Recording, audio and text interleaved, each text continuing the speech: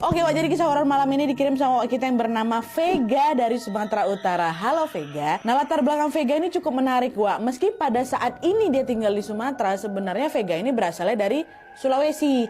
Tapi pengalaman horor yang dia alami ini berlokasi di Kalimantan kayak gitu ya. Jadi si Vega ini orang Sulawesi, waktu ngirim cerita ini dia udah tinggal di Sumatera Utara, tapi waktu kejadian horornya ada di Kalimantan kayak gitu.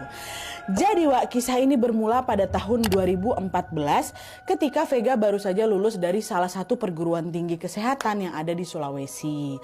Nah, setelah mempertimbangkan satu dan lain hal, setelah lulus dari sekolah itu, dari kuliah itu, Vega pun memutuskan untuk merantaulah ke Kalimantan Timur dan mendaftar kerja sebagai bidan di sana. Ini belum ada kerjaan nih, cuman merantau aja ke Kalimantan Timur itu.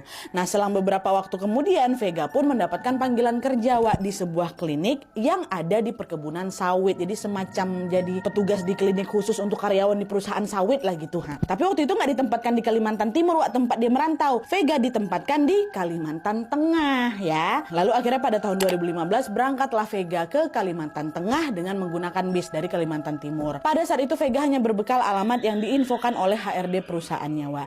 Dan ternyata alamat tuh jauh kali ini, sangat-sangat jauh. Aku tuh sampai harus naik 5 kali bis tau kau. Dan pada saat menjelang malam, bis yang Vega naik ini pun mulailah memasuki area hutan lindung dan perkebunan sawit. Lalu pada jam 11 malamnya Nadia akhirnya Vega pun sampailah ini di perusahaan yang dimaksud.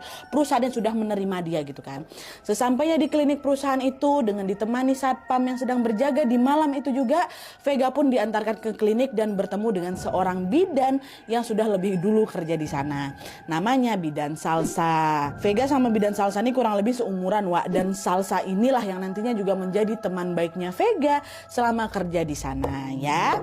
Nah, singkat cerita, Wak, Vega pun memulai pekerjaannya sebagai bidan di klinik perusahaan sawit itu. Meski memang lokasinya sangat jauh di pedalaman, alhamdulillahnya selama beberapa bulan di sana Nadia, aku pun berhasil melewatinya tanpa gangguan yang berarti gitu. Bahkan ya, Wak, ya, tanpa diduga-duga justru di tempat itulah Vega ketemu sama jodohnya nih, yaitu seorang laki-laki baik bernama Ahmad. Nah, Ahmad ini adalah salah satu karyawan di perusahaan itu juga, Wak, perusahaan sawit itu. Dan setelah mereka saling mengenal pada bulan September tahun 2015, Vega dan Ahmad pun akhirnya menikah, Wak. Waktu itu mereka berdua menikah di Sulawesi, ya kan, siapa nih kan memang asli sana kan, di kampung halaman si Vega. Dan tidak lama kemudian mereka pun balik lagi lah ke Kalimantan Tengah itu untuk kembali bekerja di perusahaan sawit ini. Tapi setelah menikah, Wak, karena satu dan lain hal, memang gak disebutin sama Vega ini alasannya apa. Yang jelas setelah menikah, Vega pun memutuskan untuk resign dari pekerjaannya sebagai bidan di perusahaan itu.